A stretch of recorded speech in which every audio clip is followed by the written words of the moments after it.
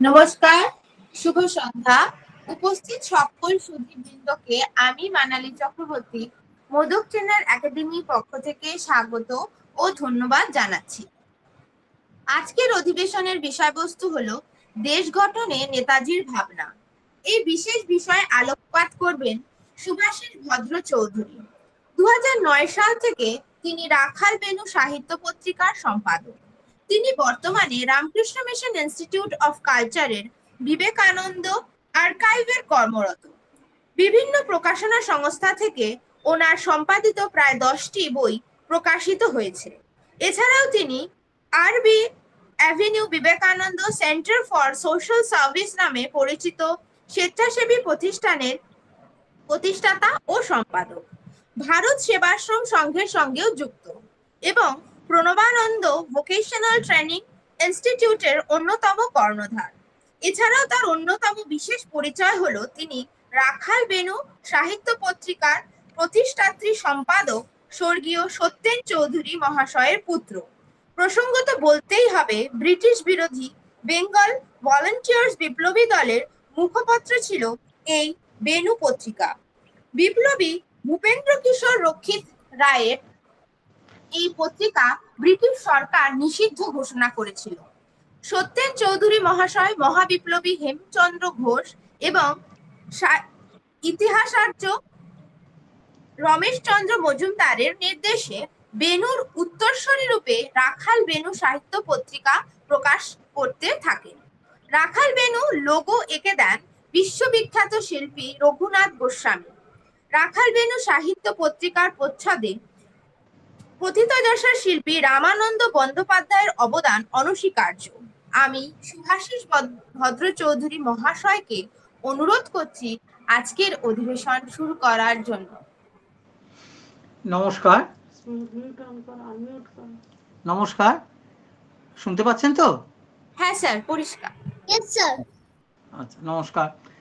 প্রথমেই আমি মোদক ট্রেনিং একাডেমির সঙ্গে যুক্ত সকলকে আমার শুভেচ্ছা নমস্কার জানাচ্ছি। বিশেষ করে কর্ণধার মিস্টার গণেশ মোদক মহাশয়কে আমি আমার নমস্কার এবং শুভেচ্ছা জানাচ্ছি যে তারা আমাকে বলবার এই সুযোগটা যে দিয়েছেন, তাই জন্য তাদের ধন্যবাদ এবং নমস্কার জানাই। আমি শুরু করছি। পৃথিবীর মুক্তি সংগ্রামের ইতিহাসে নেতাজি সুভাষচন্দ্রের আবির্ভাব এক বিস্ময়কর ঘটনা এবং সর্বস্তরের মানুষকে সকল প্রকার বন্ধন থেকে মুক্তি দেওয়ার জন্যেই তার সমগ্র জীবনব্যাপী যে সংগ্রাম আমরা দেখেছি ভারতবর্ষে এবং ভারতবর্ষের বাইরে, এবং যতটা জানা যায় ভারতবর্ষের বাইরে বলতে শুধু দক্ষিণ পূর্ব এশিয়া নয়, সমগ্র ইউরোপে এবং ইউরোপ থেকে আফ্রিকা পর্যন্ত বিস্তৃত ছিল তার যে বৈপ্লবিক কর্মকাণ্ডের প্রভাব। তো তার জীবন, ভারতবর্ষই ছিল তার জীবনের প্রধান ধ্যান। ভারত মাতাকে পরাধীনতার শৃঙ্খল থেকে মুক্ত করাই ছিল তার জীবনের প্রধান উদ্দেশ্য এবং প্রধানতম কর্ম। নেতাজিকে হওয়ার আগে যখন সুভাষচন্দ্র ছিলেন, সুভাষচন্দ্রকে বিপ্লবী নেতারা এবং বিপ্লবী দলগুলি নেতা হিসেবে গ্রহণ করার পেছনে ছিল বিভিন্ন গুপ্ত আন্দোলনের যারা যুক্ত ছিলেন। বিশেষ করে গুপ্ত আন্দোলনে যারা প্রধান যুক্ত ছিলেন তাদের মধ্যে হলেন সত্যরঞ্জন বক্সী। ইতিহাসাচার্য রমেশচন্দ্র মজুমদার এই বিষয়ে অনেক কথা লিখেছেন, বলেছেন যে বিপ্লবী মহানায়ক হেমচন্দ্র ঘোষ, তার কথা দিয়ে শুরু করি। তিনি, হেমচন্দ্র ঘোষ মহাশয়, তিনি মুক্তিসংঘ প্রতিষ্ঠা করেন 1901 সালে এবং এই হেমচন্দ্র ঘোষ 1901 সালে ঢাকাতে স্বামী বিবেকানন্দের সঙ্গে তার সাক্ষাৎ হয়, তার দর্শন হয়। স্বামী বিবেকানন্দকে সঙ্গে দেখা করতে তিনি গেছিলেন ঢাকাতে 1901 খ্রিস্টাব্দে। তার সঙ্গে আর কয়েকজন বন্ধু ছিল। তখন তার বয়স 18 বছরের মতো। হেমচন্দ্র ঘোষ তখন স্বামীজিকে জিজ্ঞেস করেছিলেন যে আপনি আমাদের ধর্ম শিক্ষা দিন, আপনি আমাদের দেশের সম্বন্ধে শিক্ষা দিন। তখন স্বামীজিকে তারা ধর্ম বিষয় জানতে পারবেন ভেবেছিলেন, তার কারণ স্বামীজি ভারতীয় সন্ন্যাসী, হিন্দু সন্ন্যাসী, তার কাছ থেকে ভারতবর্ষের বিষয়ে জানবেন, ভারতবর্ষের ধর্ম বিষয়ে জানবেন কিংবা ধর্মজীবনের কথা শুনবেন, এটাই তারা আশা করেছিলেন। কিন্তু বিবেকানন্দ অন্য পুরুষ। বিবেকানন্দ ভারত পুরুষ। ভারতবর্ষ 1000 বছর ধরে যা হতে চেয়েছিলেন তার কনডেন্সড রূপ হলেন স্বামীজি। নিবেদিতা তাই বলছেন, হি ওয়াজ কনডেন্সড ইন্ডিয়া, ঘনীভূত ভারতবর্ষ। স্বামীজি তিরস্কার করলেন হেমচন্দ্র ঘোষকে, করে বললেন তোদের ধর্ম, পরাধীন জাতির অন্য কোনো ধর্ম নেই, একমাত্র ধর্ম দেশকে মুক্ত করা। পরাধীন জাতির একমাত্র ধর্ম হলো পরাশ্ব প্রহারীকে মেরে দেশ থেকে তাড়িয়ে দেওয়া। এবং বললেন যে জেনে রাখবি, ব্রহ্ম যেমন সত্য, বুলেটও তেমনি সত্য। ভারতবর্ষকে মুক্ত করতে হবে, কয়েকজন মাত্র ইংরেজ এসে তোদের গোলাম করে রেখেছে। এই কথাগুলো হেমচন্দ্র ঘোষ শুনলেন।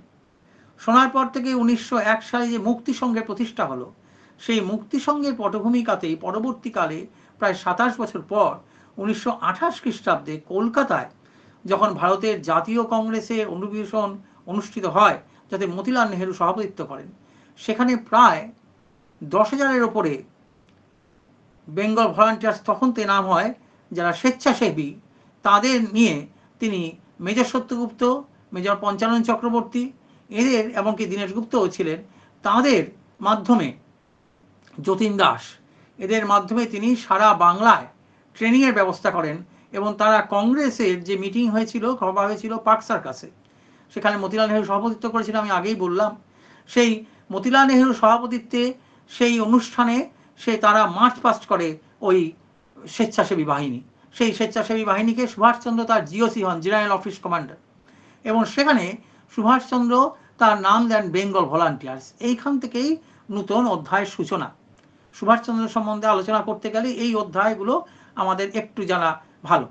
সেটা হলো যে তখন বেঙ্গল ভলান্টিয়ার যে নামকরণ হয়, হেমচন্দ্র ঘোষ বলছেন যে আমরা যে বিপ্লবী নেতা বা যে মানুষকে আমরা চেয়েছিলাম আমাদের আকাঙ্ক্ষিত নেতা রূপে, আমাদের স্বামীজি আমাদের হৃদয়, আমাদের মনে যে আদর্শ নেতার চরিত্র আমাদের সামনে ফুটিয়ে তুলেছিলেন, আমি পরবর্তীকালে এগুলো নিয়ে আরেক আলোচনা করার চেষ্টা করব। সেইখানে বলছেন হেমচন্দ্র ঘোষ, আমরা সুভাষচন্দ্রের মধ্যে সেই ব্যক্তিকে প্রত্যক্ষ করলাম, সেই নেতাকে প্রত্যক্ষ করলাম, যিনি প্রকৃত ভারতবর্ষ গঠনের জন্য তার সর্বস্ব উজাড় করে দেবেন। এবং সেই তখন থেকেই মুক্তি সংঘের নাম হলো বেঙ্গল ভলান্টিয়ার্স। ব্রিটিশের কাগজ দলিল দস্তাবেজে এবং অন্যান্য সকল বিপ্লবী সংগঠনের কাছে তখন থেকে বেঙ্গল ভলান্টিয়ার্স হলো মুক্তি সংঘের নাম। এবং বেঙ্গল ভলান্টিয়ার্সের নেতৃত্বে যে কটা বৈপ্লবিক কর্মকাণ্ড অনুষ্ঠিত হয় বাংলায়, তার প্রত্যেকটাতেই সফলতা আসে। বিপ্লবী দলের যে সমস্ত কাজগুলো হয়, তার আগে একটা কথা বলা দরকার যে 1901 সালের পর 1914 সালে রডা অস্ত্রাগার লুণ্ঠন করে এই মুক্তি সংঘ। সেই মুক্তি সংঘ রডা অস্ত্রাগার যে লুণ্ঠন করে, সেই অস্ত্র দিয়েই পাঞ্জাব থেকে শুরু করে পেশোয়ার পর্যন্ত বিভিন্ন প্রকার যে সংগ্রামে এবং বিভিন্ন প্রকার বৈপ্লবিক কর্মকাণ্ডে সেই সমস্ত অস্ত্রশস্ত্র ব্যবহৃত হয়। এবং সমগ্র ব্রিটিশ মেরে গেছিল, সমস্ত ব্রিটিশ স্তব্ধ হয়ে গেছে। ব্রিটিশ প্রশাসন, যে কলকাতার মলঙ্গা লেন থেকে আত্মোন্নতি সমিতির অনুকূল মুখার্জি, খগেন্দ্রনাথ দাস, হাবু মিত্র, এদের নেতৃত্বে রডা অস্ত্রাগার লুণ্ঠনের মাধ্যমে যে পিস্তল, মাউজার পিস্তল এবং প্রচুর পরিমাণে অস্ত্রশস্ত্র তারা ঠেলাগাড়ি করে তারা নিয়ে আসেন, তাতে ছিলেন হাবু মিত্র এবং ছিলেন প্রভুদয়াল হিনমন সিংকা। সেই অস্ত্র পরবর্তীকালে ভারতবর্ষ বিভিন্ন জায়গায় বৈপ্লবিক কর্মকাণ্ডে সেই অস্ত্র ব্যবহৃত হয়। সুভাষচন্দ্র এই মুক্তি সংগ্রামের আন্দোলনকে, এই বেঙ্গল ভলান্টিয়ার্সের যে প্রতিটি কথা বললাম, যে বেঙ্গল ভলান্টিয়ার্সের প্রত্যেকটা যে উদ্যোগ, বৈপ্লবিক কর্মকাণ্ড, তার অধিকাংশ ক্ষেত্রেই প্রায় 99% ক্ষেত্রে সফল হয়েছিল। তার মধ্যে একটি হলো বেঙ্গল ভলান্টিয়ার্সের নেতৃত্বে মেজর বিনয় বসু, বাদল গুপ্ত, সুধীর গুপ্ত 1930 খ্রিস্টাব্দে 8ই ডিসেম্বর রাইটার্স বিল্ডিং আক্রমণ করলেন। এবং পরবর্তীকালে মেদিনীপুরের ডিস্ট্রিক্ট ম্যাজিস্ট্রেটরা যখন আলিপুর জেলে ছিলেন, প্রেসিডেন্সি জেলে ছিলেন, তখন তারা ভারতবর্ষের বিপ্লবীদের উপর অকথ্য অত্যাচার করে, সুভাষচন্দ্রের উপর অকথ্য অত্যাচার করেছিল। তার বিনিময় 1930, 31, 32 পরপর সমস্ত যারা তখনকার দিনে মেদিনীপুরের ডিস্ট্রিক্ট ম্যাজিস্ট্রেট ছিলেন, তাদের হত্যা করা হয় বেঙ্গল ভলান্টিয়ার্সের নেতৃত্বে। বিপ্লবীরা বলছেন যে বেঙ্গল ভলান্টিয়ার্সে কেন তাদের মনে করা হয় যে সুভাষচন্দ্রকেই তারা নেতৃত্ব হিসেবে গ্রহণ করবেন। তার কারণ বলছেন যে বিপ্লবী বন্ধুদের বক্তব্য, আমরা কেন বিপ্লবী দলের সভ্যকে বরণ না করে সুভাষচন্দ্রকে বরণ করলাম, কেন সুভাষচন্দ্রকে নেতারূপে বরণ করলাম? দেশে কি রাম কিংবা যদুর অভাব ছিল? দেশে কোনো অভাব ছিল? ডি ভ্যালেরা, সানিয়ার সেন কিংবা সেনের বিপ্লবী দলের নেতা, অথচ তাদের দেশেও তো এরকম হয়নি। আমাদের কোনো বিপ্লবী নেতাই এই জাতীয় নেতৃত্বের সুযোগ্য ছিলেন না। অর্থাৎ সেই যোগ্য যদি নেতা তারা পেতেন তাহলে তারা গ্রহণ করতেন। এবং বলছেন শুধু ভোটে নেতা হয় না, প্রশ্ন এলো কিসে হয়? হয় ব্যক্তিত্বে, শিক্ষায়, চরিত্রে, আত্মত্যাগে, সাধনায়, অনুষ্ঠানে। ইতিহাসে একটা দিক আছে যা সংখ্যা দিয়ে নির্ধারিত হয় না, যা ইম্পন্ডারেবল। সেই অফ হিস্ট্রি সহস্র সোপান বেয়ে বুকের পাঁজরে রক্ত জ্বালিয়ে সুউচ্চে দাঁড়িয়ে আছেন নেতাজি, জগতের বিস্ময়, সত্যরঞ্জন বক্সী, ভলান্টিয়ার্সের অন্যতম প্রধান নেতা, সুভাষচন্দ্রের ছায়া সঙ্গী। সুভাষচন্দ্র যখন ভারতবর্ষে এলেন 1921 খ্রিস্টাব্দে, তখন থেকে ভারতবর্ষ গঠনের কথা, বাংলার গঠনের কথা এবং বাংলার কিভাবে গঠিত হবে সেই সম্বন্ধে তিনি ভেবেছেন।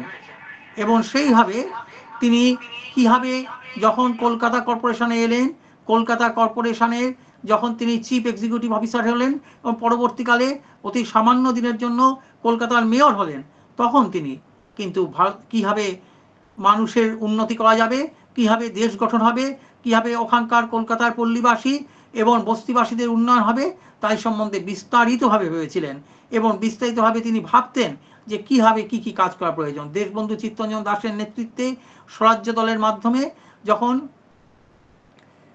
কলকাতা কর্পোরেশনে স্বরাজ্য দল প্রবেশ করলো, তখন সেখানে দেশবন্ধুর নেতৃত্বে তিনি চিফ এক্সিকিউটিভ অফিসার হয়েছিলেন এবং পরবর্তীকালে তিনি কলকাতার মেয়র হন। এবং সেখানে তিনি সমস্তভাবে বাংলার মানুষের উন্নতির জন্য, কলকাতার নাগরিকদের উন্নতির জন্য, বিশেষ করে যারা সবচেয়ে নিচে আছে তাদের উত্থানের জন্য, তাদের উন্নয়নের জন্য সুভাষচন্দ্র গভীরভাবে ভেবেছিলেন।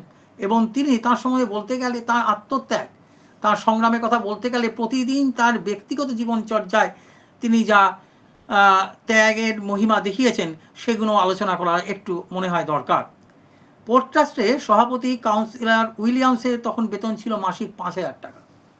তিনি এবং ইউরোপীয় গভর্নমেন্টে মনোনীত যে সমস্ত সদস্য ছিলেন পোর্ট ট্রাস্ট এবং কলকাতা কর্পোরেশনে, তারা সমর্থন করলেন যে সুভাষচন্দ্র প্রাক্তন আইসিএস এবং তিনি বিদেশে পড়া বিশেষ উচ্চশিক্ষিত এবং তখন তার নাম সর্বত্র ছড়িয়ে পড়েছে, তাকে সমপরিমাণ বেতন দেওয়া হোক। নেতাজি সুভাষচন্দ্র তখন তার সম্পূর্ণ তিনি নস্যাৎ করলেন। নস্যাৎ করে তিনি 1,500 টাকা বেতন ধার্য করলেন। সেই বেতনের টাকা দিয়ে তিনি কি করতেন? সেই বেতনের টাকা দিয়ে তিনি কংগ্রেসের এবং সাধারণ মানুষের মধ্যে যারা দুস্থ, যারা বিপদে পড়েছে, যারা রাজনৈতিক অত্যাচারিত, যারা বন্দী, তাদের সেবায়, দরিদ্রের সেবায় তিনি সেই অর্থ সম্পূর্ণ দান করতেন। সকাল 9টা থেকে রাত 9টা পর্যন্ত তিনি ভিন্ন ভিন্ন কাজে পথে থাকতেন এবং তিনি কর্পোরেশনের বিভিন্ন প্রতিষ্ঠান এবং কর্মশালাগুলো নিজে পরিদর্শন করতেন, কর্মব্যবস্থা নিজে পরিদর্শন করতেন এবং তিনি স্বয়ং নিজে মজুরদের সঙ্গে, ঝাড়ুদারদের সঙ্গে ব্যক্তিগত সম্পর্ক রাখতেন। তখনকার দিনে এগুলো সত্যই বিস্ময়কর। সুভাষচন্দ্র নিজে ঘুরে বেড়াতেন বস্তি অঞ্চলে এবং বিশেষ করে ঝাড়ুদারদের পাড়ায়, এবং ঝাড়ুদারদের সঙ্গে তিনি যোগাযোগ রেখে তাদের ব্যক্তিগত সুবিধে অসুবিধে কাজ করতে গিয়ে প্রতিদিন তারা যে অবস্থার সম্মুখীন হতেন, সেই সমস্ত বিপরীত পরিস্থিতির সম্মুখীন হতেন, সেগুলো সুভাষচন্দ্র নিজে অনুভব করতেন, নিজে তাদের সঙ্গে মিশতেন এবং প্রয়োজন পড়লেই মজুর এবং ঝাড়ুদারদের সম্মানের জন্য তিনি ইউরোপীয় অফিসারদের সঙ্গে ব্যক্তিগত এবং পত্রালাপের মাধ্যমে সরাসরি সংঘর্ষে যুক্ত হতেন। সেই সংঘর্ষ তৎকালীন পুলিশ কমিশনার, দুর্ধর্ষ পুলিশ কমিশনার চার্লস টেগাটের সঙ্গে করেছিলেন।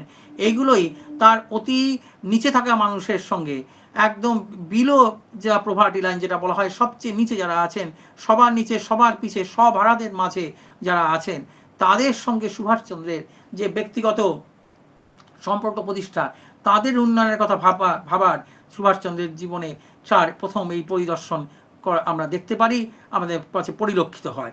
এবং তিনি বলেছেন, in a place like corporation moral effect is the most important effect.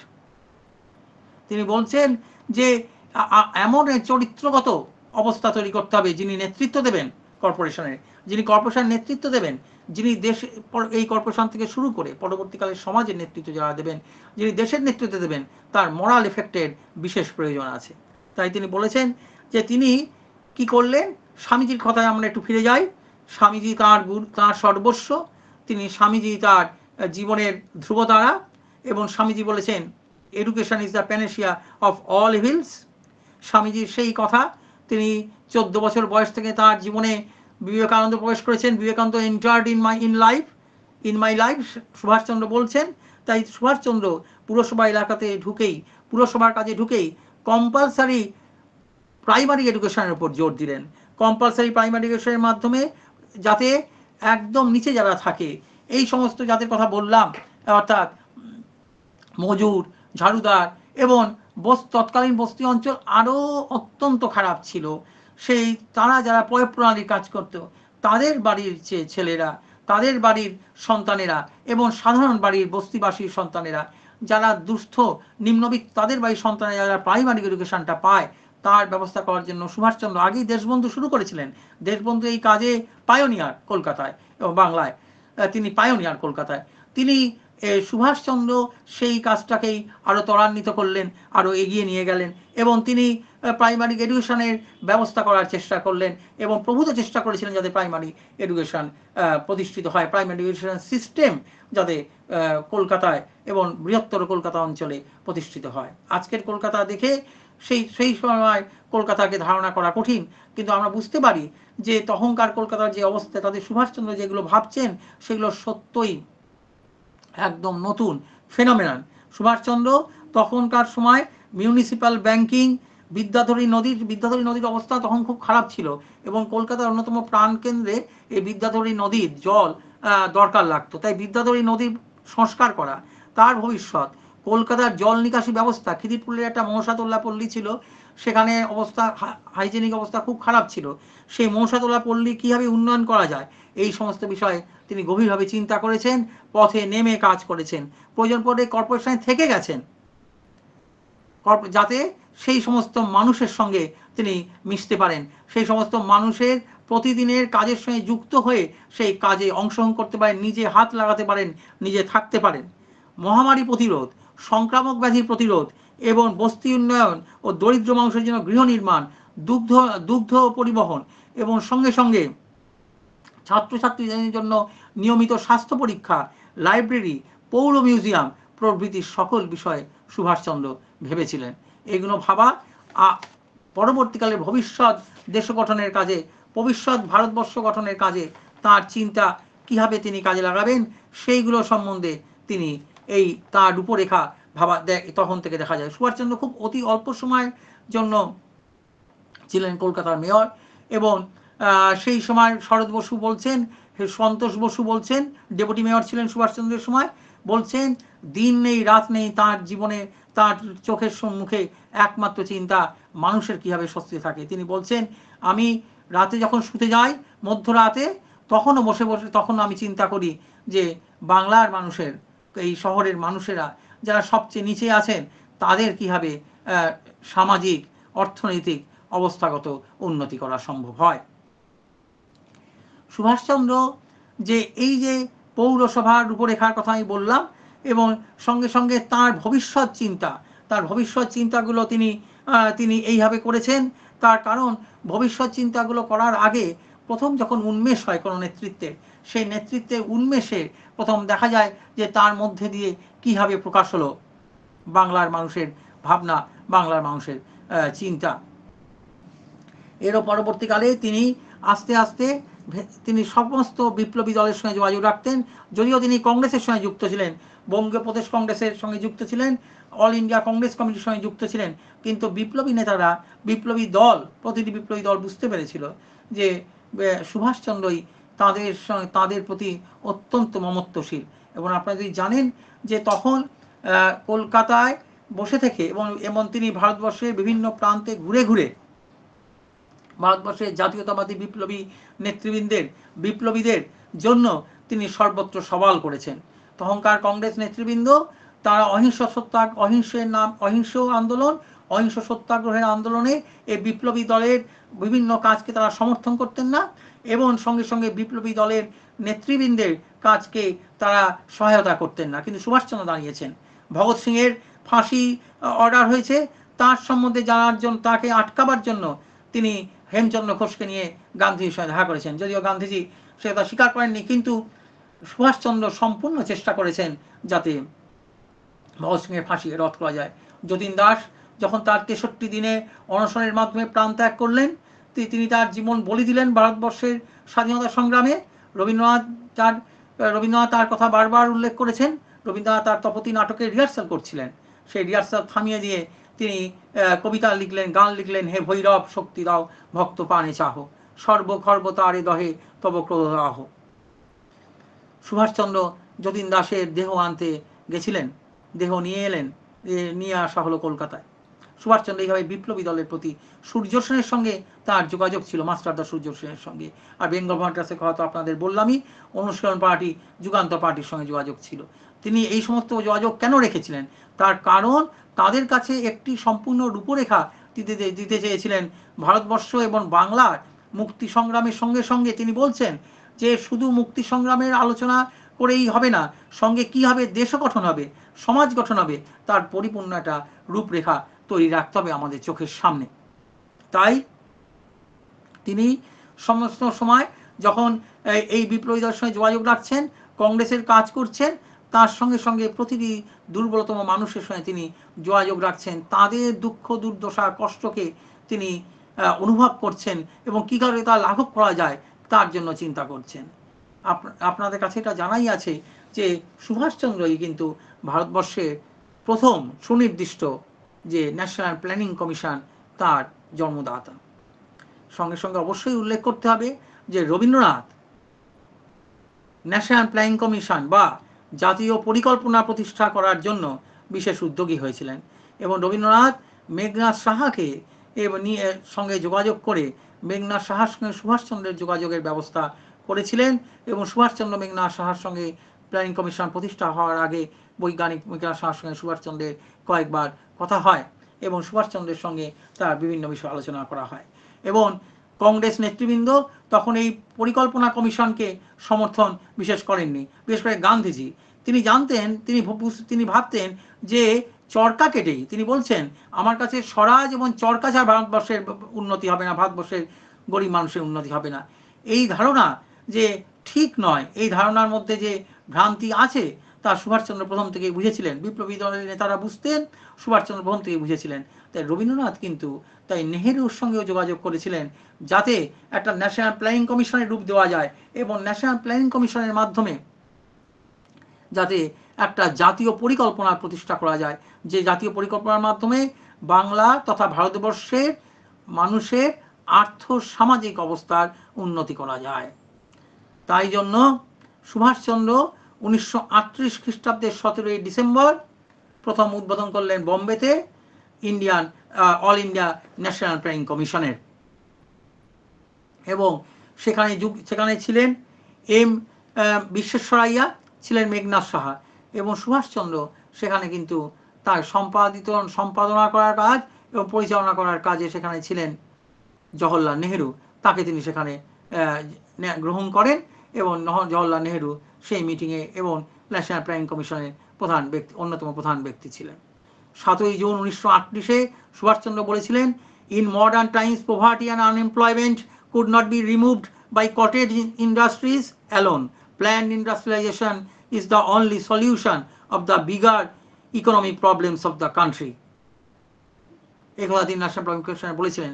Haripura কংগ্রেসের সভাপতির ভাষণে তিনি জাতীয় জীবনের প্রায় সমস্ত ধারকে স্পর্শ করেছিলেন এবং সেখানে তিনি সমস্তভাবে ভারতবর্ষের উন্নতি কীভাবে কী করে সম্ভব, কী করে ভারতবর্ষের খেটে খাওয়া মানুষের উন্নতি সম্ভব, কী করে শিক্ষার বিস্তার সম্ভব, কী করে বিভিন্ন প্রকার কারখানা প্রতিষ্ঠার মাধ্যমে শিল্প ব্যবস্থা প্রতিষ্ঠার মাধ্যমে মানুষের অবস্থার উন্নতি করা সম্ভব, সেই সম্বন্ধে বিশদভাবে ভেবেছেন।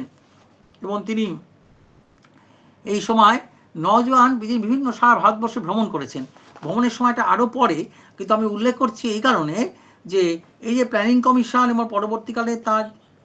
পরবর্তীকালে যে তার ভাবনা চিন্তাগুলো, এই ভাবনা চিন্তাগুলোকে যে তিনি ছড়িয়ে দিচ্ছেন, সেইটা করার জন্য আমি এই কথাটা বলছি যে তিনি সারা ভারতবর্ষে ভ্রমণ করেছেন। তার কারণ কংগ্রেস নেতৃবৃন্দ গান্ধীজি প্রভাবে অনেকে ছিলেন, তারা হয়তো গান্ধীর সঙ্গে একমত ছিলেন না, তারা জানতেন যে তাদের ব্যক্তিগত ইচ্ছেগুলো চরিতার্থ করতে হলে তাদের যদি সম্মুখের আলোর সামনে থাকতে হয়, চড়া আলোতে তাদের যাতে আলোকিত হয়ে ওঠেন, তাই জন্য তারা জানতেন গান্ধীজির সঙ্গে থাকলেই তাদের কিন্তু সামনের দিকে থাকবেন। তাই তারা হয়তো সব কথায় একমত না হলেও গান্ধীজির সব কথাকে তারা শিরোধার্য করে থাকতেন। কিন্তু সুভাষচন্দ্র সম্পূর্ণ মৌলিক চিন্তা নিয়ে, সমগ্র মৌলিক ভাবনা নিয়ে ভারতবর্ষের সামনে এসেছিলেন। তার সম্মুখে দিশারি ছিলেন ধ্রুবতারা, ছিলেন স্বামীজি, তার রাজনৈতিক গুরু ছিলেন দেশবন্ধু। তাদের চিন্তার সিনথেসিস সুভাষচন্দ্র। ভারতবর্ষের সমস্ত বৈপ্লবী কুলের শত শত বছরের যে সাধনা, এ সম্বন্ধে ভূপেন্দ্র রক্ষিত রায় বলেছেন যে সুভাষচন্দ্র হঠাৎ আগমন নয়, সুভাষচন্দ্র হঠাৎ এসে আমাদের সামনে দাঁড়াননি।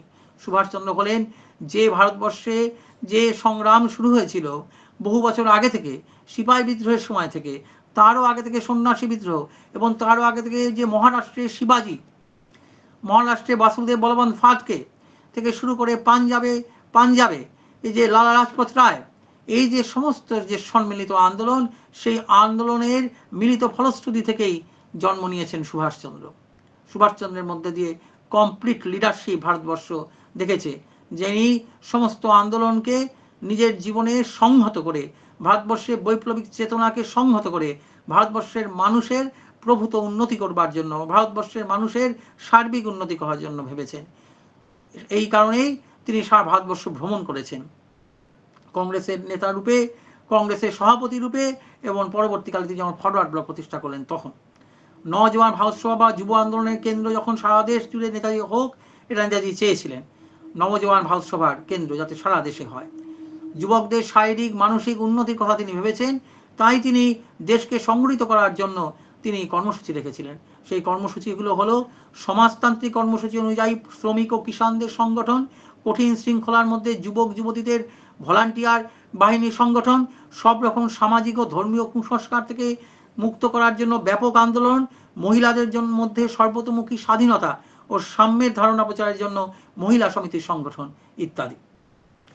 তো সুভাষচন্দ্র যে এইগুলো ভাবছেন, এই ভাবনাগুলোকে যখন তিনি বাস্তবায়িত করতে চেয়েছেন, বারবার বাধা পেয়েছেন, বারবার হাত পেয়েছেন। এই বিষয়ে অনেক আলোচনা আছে সুভাষচন্দ্র নিজের যে লেখা বইতে দ্য ইন্ডিয়ান স্ট্রাগল, এবং সুভাষচন্দ্র তার আত্মজীবনী আনফিনিশড অটোবায়োগ্রাফি, এবং সুভাষচন্দ্র ব্লাড বাথ তার বইতে, এবং তার পত্রাবলিতে পাওয়া যায়। অসামান্য একজন মানুষের জীবনে মহামানবের জীবনে অবশ্যই যদি তার জীবনকে ভালো করে দেখতে হয়, পরিদৃশ্যমান করতে হয় আমাদের চোখের সামনে, তাহলে কিন্তু তখন তাদের পত্রাবলী পড়া বিশেষ দরকার। যেমন স্বামীজিকে বুঝতে গেলে স্বামীজির পত্রাবলীর মধ্যে দিয়ে যখন আমরা যাই, রবীন্দ্রনাথের ক্ষেত্রে যখন তার পত্রাবলীর মধ্যে দিয়ে যাই, সুভাষচন্দ্রের মধ্যে যখন চিন্তা করি, তখন তাঁর পত্রাবলীর মধ্যে দিয়ে যদি আমরা যেতে পারি, তখন বুঝতে পারবো সুভাষচন্দ্রের মধ্যে কি কি ভাবনা তার মধ্যে জাগ্রত হচ্ছে, কি কি ভাবনা তিনি দেশ ও সমাজকে দিতে চাইছেন। সুভাষচন্দ্র যখন এই সমস্ত চিন্তা করেছেন ন্যাশনাল প্ল্যানিং কমিশন, গান্ধীজি যে বাহা দিয়েছেন, এবং গান্ধীজি বুঝেছেন যে সুভাষ কিন্তু তার নেতৃত্বকে মেনে নিয়ে আত্মসমর্পণ করবেন না। বাকি যারা চড়া আলোতে যারা গান্ধীজির নেতৃত্ব মেনে নিতে চেয়েছেন, গান্ধীজির যেখানে যেখানে কাজ করতে গিয়ে সুভাষকে সঙ্গে তার যে সম্পর্কের যে টানাপোড়েন এবং যে ভ্রান্তি ঘটেছে, সেই ভ্রান্তিকে সমর্থন করেছেন। রবীন্দ্রনাথ কিন্তু জানিয়েছেন, গান্ধীকে চিঠি লিখেছেন যে সুভাষচন্দ্রকে, আপনারা জানেন হরিপুরা কংগ্রেসের পর সুভাষচন্দ্র আবার ভোটে দাঁড়ান, যিনি গান্ধীজির ইচ্ছের বাইরে, গান্ধীজি চাননি তা, কিন্তু সুভাষচন্দ্র দাঁড়িয়েছিলেন ভোটে, এবং সুভাষচন্দ্র ত্রিপুরী কংগ্রেসে তিনি আবার জিতলেন। তিনি জিতার পর গান্ধীজি সেটা তার নিজের পরাজয় বলে মনে করলেন। তখন রবীন্দ্রনাথ নিজে চাইলেন যে সুভাষচন্দ্র যাতে ভারতের মুক্তি সংগ্রামের অন্যতম অগ্রদূত হিসেবে থাকেন, কিন্তু তা চাননি গান্ধীজি। এবং রবীন্দ্রনাথ নিজে গান্ধীজিকে চিঠি লিখলেন, কিন্তু গান্ধী তার উত্তরে রবীন্দ্রনাথকে পরামর্শ দিলেন যে Gurudev, you advise him to leave Congress. তার কারণ জানতেন গান্ধীজি যে তিনি এই যে দেখলেন যে সুভাষচন্দ্রের কমপ্লিট বিপ্লব, কমপ্লিট আন্দোলন, সম্পূর্ণ সর্বাত্মক মুক্তি, যেটা নেতা সুভাষচন্দ্র নেতাজি পর্বে উত্তরিত হয়েছেন, তখন তিনি বলেছেন যে 35 কোটি ভারতবাসীর মুক্তি মানে বিশ্ব মানবের মুক্তি। অ্যান্টি কম্প্রোমাইজ যে মিটিং, অ্যান্টি কম্প্রোমাইজ তার যে আন্দোলন, তার মানে হলো সম্পূর্ণ মানবের মুক্তির আন্দোলন। কিন্তু গান্ধীজি এবং তার সঙ্গে যুক্ত অধিকাংশ নেতৃবৃন্দ তারা একে ভয় পেতেন। তারা চেয়েছিলেন ইংরেজের সঙ্গে একটা বোঝাপড়া এবং কিছু আন্দোলন এর মাধ্যমে চলা, কিন্তু এই মাধ্যমে চলা, কিন্তু সুভাষচন্দ্র তা চাননি। তাই জন্য সুভাষচন্দ্র পরিপূর্ণ একটি বিপ্লবের স্বপ্ন দেখেছেন, এবং এই বিপ্লবের স্বপ্ন তিনি দেখেছেন সেই 1920-21 সাল থেকে, হঠাৎ নয়। এই 1920-21 সাল থেকে তিনি যে বিপ্লবের স্বপ্ন দেখেছেন, সেই বিপ্লবের স্বপ্ন তার মধ্যে সবসময় সুপ্তভাবে প্রকাশ্যভাবে ছিল, এবং সেগুলোকে তার চিন্তা ভাবনার মধ্যে দিয়ে, তার কাজের মধ্যে দিয়ে করেছেন। তার কারণ আমি এটা আগেও বললাম যে প্ল্যানিং কমিশনের প্রতিষ্ঠা, কলকাতা কর্পোরেশনের তার কাজ, এবং পরবর্তীকালে তিনি আজাদিন সরকার প্রতিষ্ঠা করছেন, সেখানে আজাদিন সরকারের মাধ্যমে কি কি হবে ভারতবর্ষের মানুষের যে ব্যবস্থা, তার সব কিছুর মাধ্যমে কিন্তু সমাজের 99% যে মানুষ, তাদের উন্নয়ন কি করে হবে, তাদের কমপ্লিট আপসার্জ কি করে হবে, সেইটাই ছিল সুভাষচন্দ্রের প্রধান চিন্তা, প্রধান ভাবনা। যাই হোক, এবং অতি দুর্ভাগ্যজনক পরিস্থিতিতে কংগ্রেসের নেতৃবৃন্দের একরকম চক্রান্তের বলি হয়ে সুভাষচন্দ্রকে কংগ্রেস পরিত্যাগ করতে হয়, এবং রামগড়ে তিনি 1938-39 খ্রিস্টাব্দে যে আপোষ বিরোধী সম্মেলনের ডাক দেন, ফরওয়ার্ড ব্লক প্রতিষ্ঠা করেন।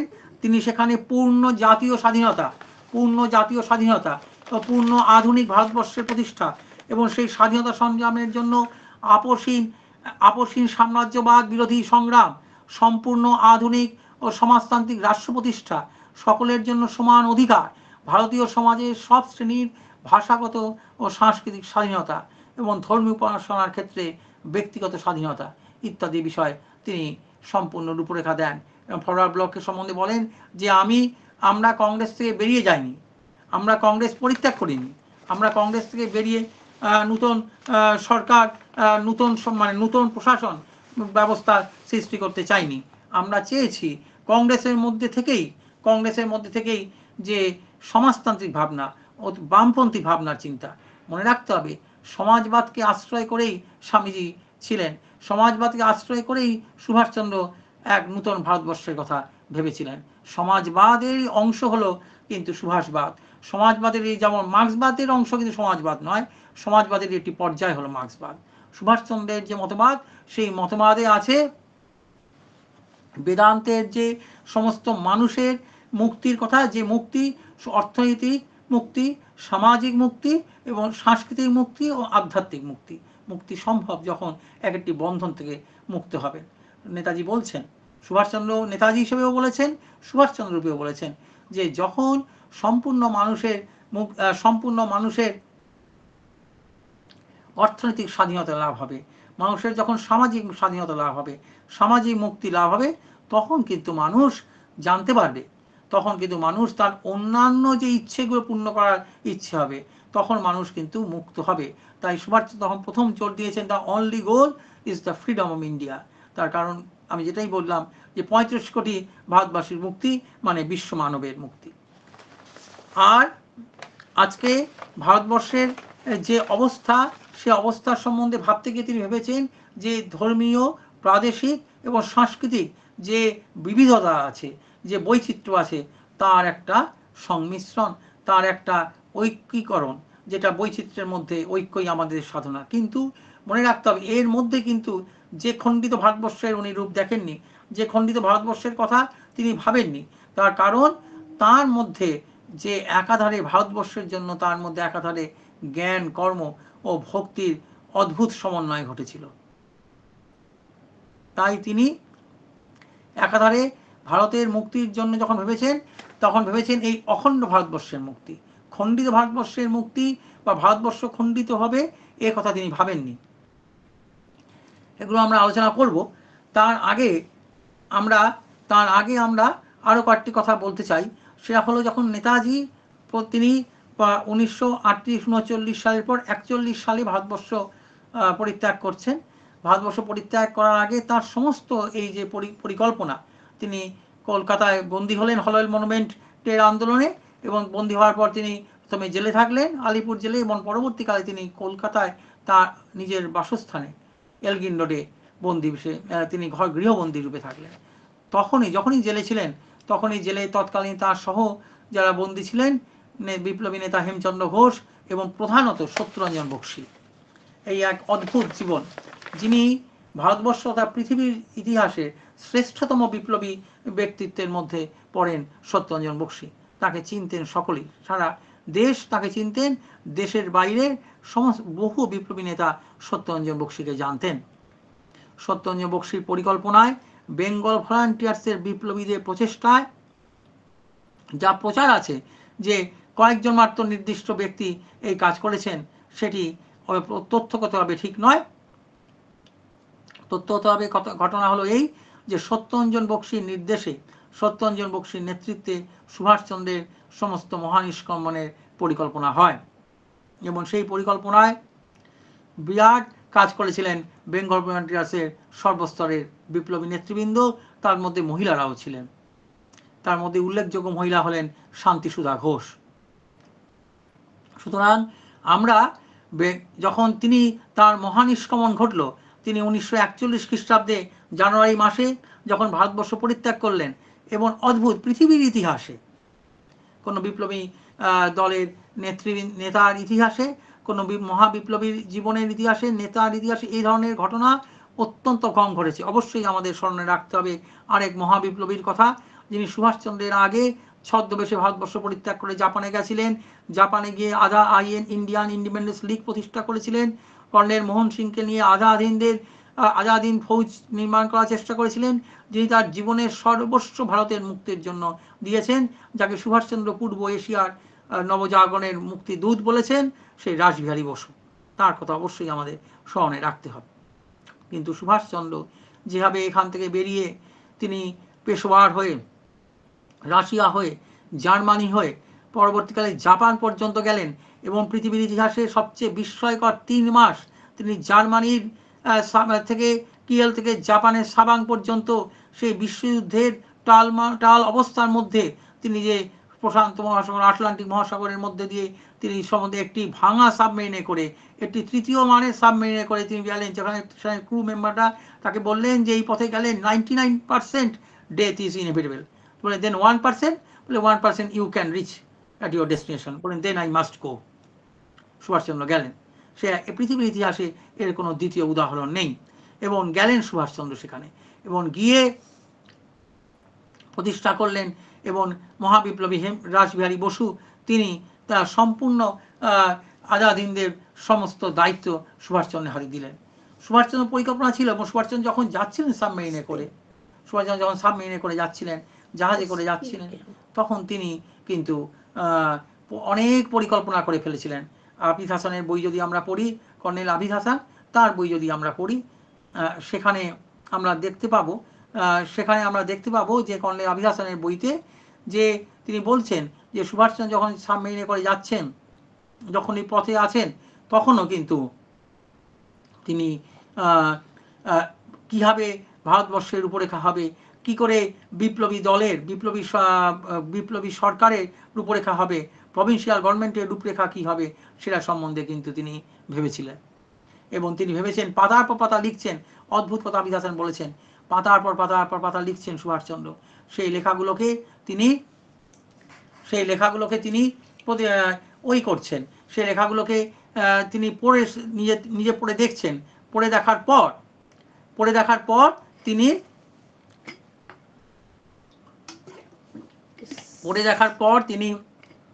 সেখানে সেগুলো পড়ে তারপর সেগুলো ফেলে দিচ্ছেন। আবিদ হাসান জিজ্ঞেস করছেন যে আপনি এগুলো লিখলেন, আমি ডিকটেশন শুনে লিখলাম, আপনি নিজে লিখলেন, ফেলে দিলেন? তার উত্তর নেতাজি বলছেন, আমি যা একবার পড়ি আবিদ, আমি যা একবার দেখি, তা আমার মাথায় সম্পূর্ণ লেখা হয়ে যায়, তা আমি কখনো ভুলি না। এই হলেন সুভাষচন্দ্র কমপ্লিটভাবে কীভাবে ভারতের মুক্ত সম্ভব, এবং সঙ্গে সঙ্গে কীভাবে ভারতবর্ষের মুক্তির সঙ্গে সঙ্গে মানুষের জীবন ধারণ কী করে হবে, সেই সন্দেহ হয়েছেন। আরেকটা জিনিস আমরা এর সঙ্গে সঙ্গে লক্ষ্য করব যে সুভাষচন্দ্রের যারা সবচেয়ে কাছের কম্প্যাট্রিয়টরা ছিলেন, যারা আজাদিন সরকার তিনি প্রতিষ্ঠা করলেন 1943 খ্রিস্টাব্দে 21শে অক্টোবর, এবং 1943 খ্রিস্টাব্দে 23শে অক্টোবর তিনি ইঙ্গো মার্কিন শক্তির বিরুদ্ধে সম্পূর্ণ যুদ্ধ ঘোষণা করলেন, বললেন total war against allied powers America and England. কিন্তু মনে রাখতে হবে তিনি কিন্তু সোশ্যালিস্ট রাশিয়ার বিরুদ্ধে কিন্তু তিনি যুদ্ধ ঘোষণা করেননি। সোশ্যালিস্ট রাশিয়ার বিরুদ্ধে তিনি যুদ্ধ ঘোষণা করেননি, এবং তিনি এই সমাজবাদতান্ত্রিক রাষ্ট্রের বিরুদ্ধে যুদ্ধ ঘোষণা না করে ইংল্যান্ড এবং আমেরিকার বিরুদ্ধে যুদ্ধ ঘোষণা করেছিলেন। সেখানে তিনি যে সরকার গঠন করেছিলেন সেই সরকারের বহু গুরুত্বপূর্ণ পদে তার মুসলিম যারা সহযোগী ছিলেন, আর ছিলেন আবিদ হাসান, হাবিবুর রহমান, শাহনওয়াজ খান, মেজর জেনারেল কিয়ানি, তাদের তিনি সুউচ্চ পদে অত্যন্ত গুরুত্বপূর্ণ পদে রেখেছিলেন। তার কারণ সমস্ত সমাজের মানুষের, সমস্ত ধর্মের মানুষকে ঐক্যবদ্ধ করতে একমাত্র সুভাষচন্দ্র হয়েছিলেন। ভাবি দেশ কীভাবে গঠিত হবে তিনি তা বুঝতে পেরেছিলেন। এই কাজ কিন্তু ভারতবর্ষে আর কোনো নেতা পারেননি।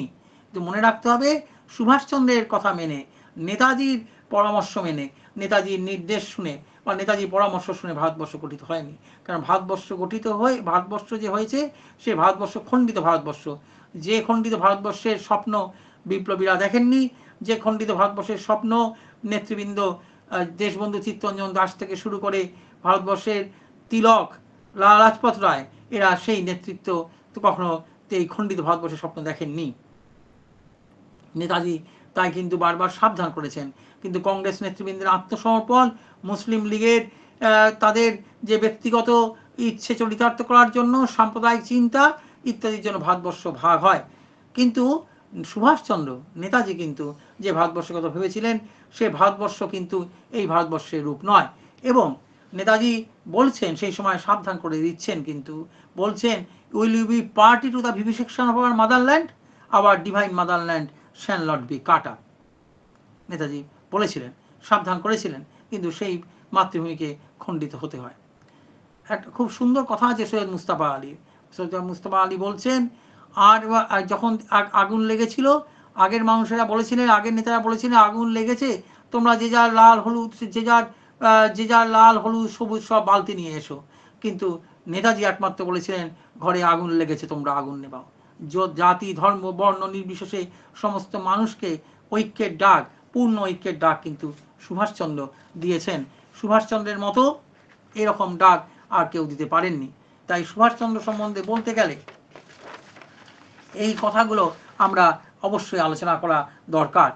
নেতাজি কথা যখন সুভাষচন্দ্রকে রবীন্দ্রনাথ কংগ্রেসের ওই উদ্বেগপূর্ণ সময়ের মধ্যে 1938-39 সুভাষচন্দ্রকে এক ঘরে করে দেওয়া, সুভাষচন্দ্রকে সরিয়ে দেওয়ার যে সুগভীর পরিকল্পনা হয়েছে, সেই সময় রবীন্দ্রনাথ বাঙালি হয়ে সুভাষচন্দ্রকে দেশনায়কের পদে বরণ করেছিলেন। তখন রবীন্দ্রনাথ বলেছিলেন যে, কি বলেছিলেন যে দেশের দুর্গতির জালে যখন পীড়িত হয় তখন রাষ্ট্রের অন্তর্বেদনা থেকে জাগ্রত হন ভাবিকালের নায়ক। তোমার মধ্যে আমি সেই অধীনে তাকে প্রত্যক্ষ করেছি। দেশের মুক্তি বহন করে আসছে তোমার সুদীর্ঘ তপস্যার অন্তে। এই যে সুদীর্ঘ তপস্যা সুভাষচন্দ্র করেছেন, রবীন্দ্রনাথ প্রথমে দেখেছিলেন যেন কিছু আবিলতা ছিল, কিন্তু আজ তা মধ্যাহ্নের সূর্যের মতো দীপ্তিমান। সুভাষচন্দ্র তাই এর মধ্যে রবীন্দ্রনাথ তাই দেখেছেন।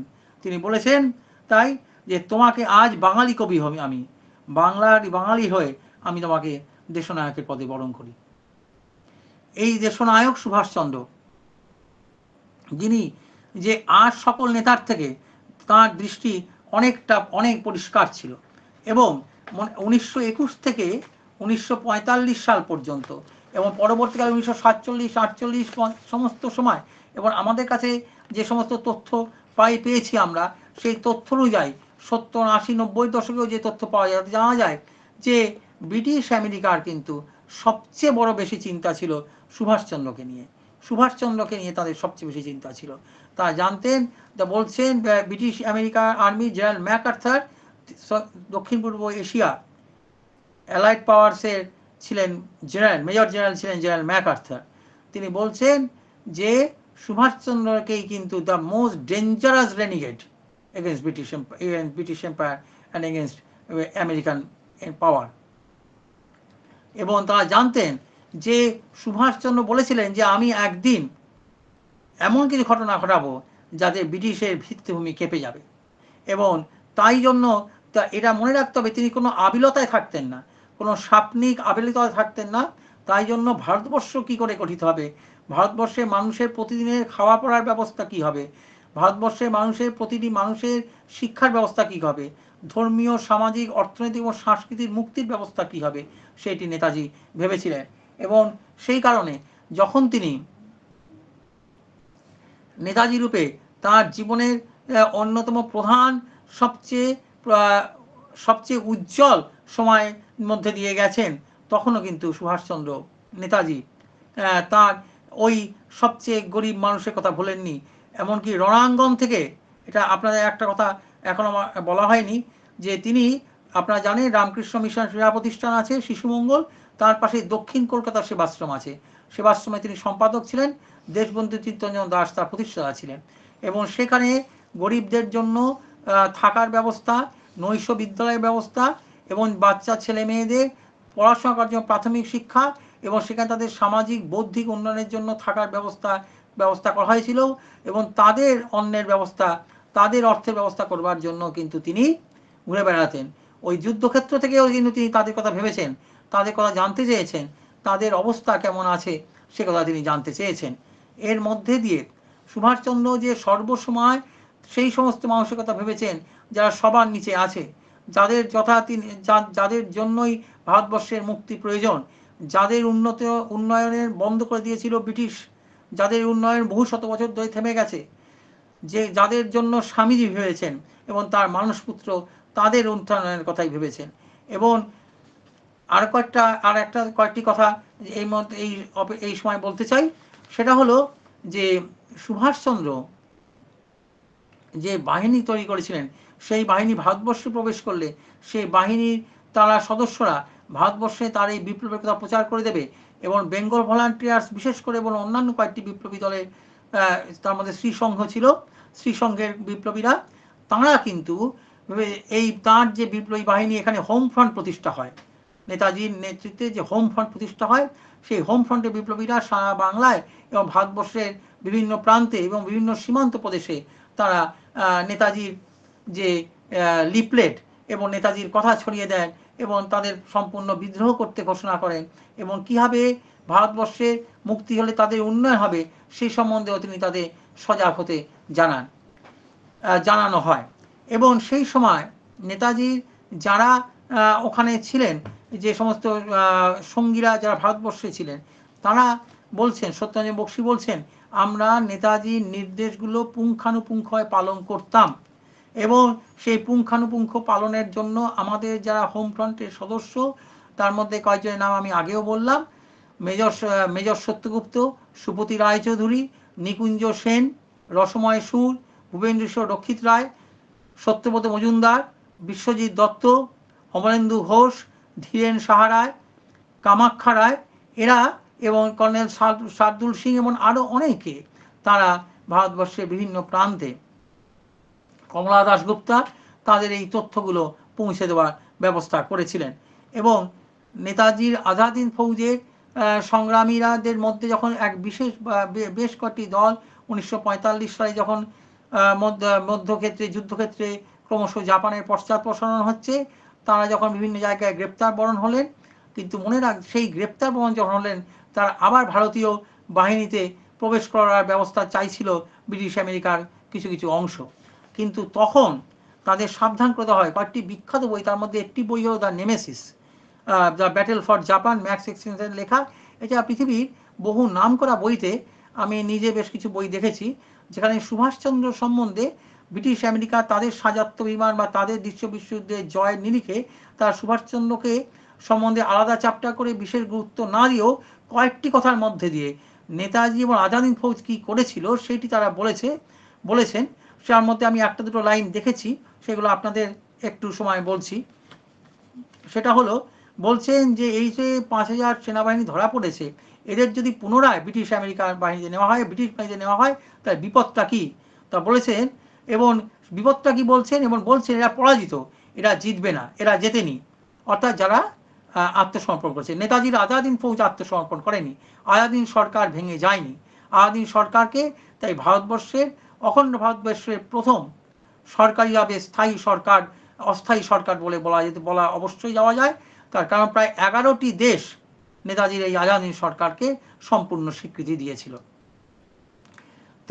তখন তারা বলছেন, সেই ম্যাক্সেসিন্স লিখছেন এবং উইলিয়াম ওয়ারসাথ, টমস এডওয়ার্ডস, এরা বলছেন যে the renegade spirits reflected the fact that the sands were fast running out of Raj. Britisher সেখানে থাকতে পারবে না, sands are fast running out of Raj. এবং তারা বলছেন যে এরা যা ধরা পড়ে যে যদি আমরা বাহিনীতে আবার নেই কি হবে, in their leisure time they will talk among themselves and to their comrades about Netaji Subhash Chandra Bose, the dream of independence, the hardship they bore to make the dream reality, and at the glory of an Indian army officer solely by Indians and about their leader. এই কারণে তারা ভয় পেয়েছিল। এবং প্রাসঙ্গিকভাবে এই কথাটা বলছি যে ফণীভূষণ চক্রবর্তী 1956 সাল নাগাদ বহুবার আলোচিত হয়েছে এই কথাগুলো, অনেক শ্রোতাই হয়তো জানেন এটা, যে ফণীভূষণ চক্রবর্তী তখন অস্থায়ী বিচারপতি ছিলেন হাইকোর্টের এবং অস্থায়ী রাজ্যপাল ছিলেন পশ্চিমবঙ্গের। তখন ক্লেমেন্ট এটলি এসেছিলেন, এটলির সঙ্গে তার দেখা হয় ফণীভূষণ চক্রবর্তী। ফণীভূষণ চক্রবর্তী ক্লেমেন্ট এটলিকে জিজ্ঞেস করলেন যে তোমরা তো যুদ্ধে জয়লাভ করলে 1945 খ্রিস্টাব্দে, but why you are so hurry to leave India? তখন বললেন, because Subhash Chandra Bose and his INA। তার কারণ যে ব্রিটিশের ইন্ডিয়ান আর্মির ভারতবর্ষের প্রবেশ এবং তাদের সেই জাজ্জল্য দেশপ্রেম, সেই দেশপ্রেমের জন্যে ভারতবর্ষের সেনাবাহিনীতে বিদ্রোহ হয়, রয়্যাল ইন্ডিয়ান নেভিতে বিদ্রোহ হয়, সর্বস্তরে হিন্দু, মুসলমান, খ্রিস্টান, জৈন, পারসিক নির্বিশেষে শুধু লাহোর থেকে কন্যাকুমারী পর্যন্ত সর্বস্তরের মানুষের বিদ্রোহ হয়। এই বিদ্রোহ তার আগে দেখা যায়নি।